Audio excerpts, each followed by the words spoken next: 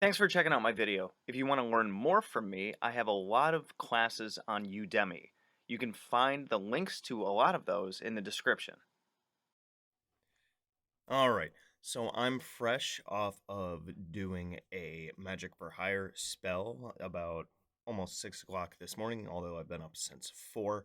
And I used one of the ones from the Nergak, and you know, periodically I just review the steps and whatnot, just digging more and letting these different ideas and concepts and whatnot marinate in my mind. And one of the things that you'll find in here, if you look at that depiction right there, we got the two candles, we got the black mirror, we got the sigil drawn on parchment, i.e., paper, below it. And then in that bottom corner, we have the Agamas Saratu. Now, it does mention the Agamas Saratu this in this book on page 24. Now, this doesn't give complete context. It wants you, it's like another one of those puzzle kinds of things. So, if you're picking up like the fragments of Nergak for the first time, then it is effectively kind of leaving out a piece that it is cluing you in to what you need to do, right? If it has the Agamastaratu there, and it even talks about a new bowl marked with the three symbols Ara, Aga, and Bandar, which will be used for sacrifices and burn incense fragrances. The latter should be preferably black with the symbols painted in white. Now, you guys know that, or you should know, anyways, if you've watched any of my videos, the Agamasaratu is the bowl of the Watcher. Now, so like I said, this leaves out some context here. So, to use the Agamasaratu and have it properly like activated slash consecrated, you also need the Sword of the Watcher, which I have plenty of videos on, and you also need to have invoked your Watcher. I'm talking the preliminary invocation, and then subsequent normal invocations after that. So this book is actually kind of cluing you into the fact that if you're going to be using this, then you need to also, if you go with traditionally speaking and following the steps in the book, which I highly suggest that you do, because of a multitude of benefits with working with the Watcher, working with the Simon Necronomicon system, that you should be invoking your Watcher. You should be working with your Watcher on a regular basis.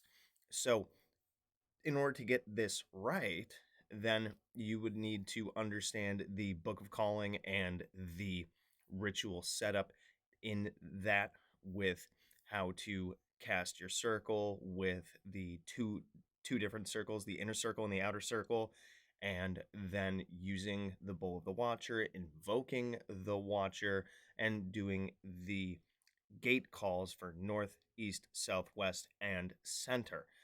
So those things should already be kind of known to you and understood to you and performed prior to working one of the Nergak spirits.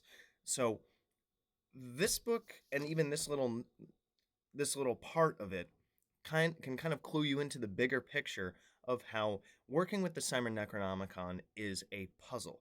It's a puzzle, it's a whole system, uh, like to and of itself. I think that's the way that you say that phrase. And you got to work with it one step at a time. Now, given the fact that it only mentions, hey, you got to have the black mirror and the candles and the parchment paper and the agamasaratu, can you technically just work with that and then be done with it and not do the preliminary invocation, or I mean a normal invocation of the Watcher prior to actually invoking the spirits?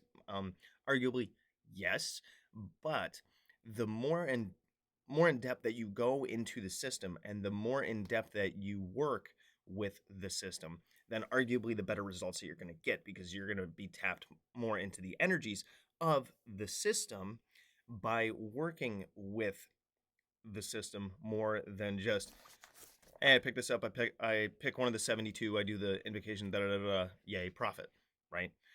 The more in depth that you go in anything, the more that you're going to get out of it. So if you're going to be working with this book or the Simon Necronomicon, um, or the 50 Names of Marduk, then you can just pick this up, but I highly suggest that you don't.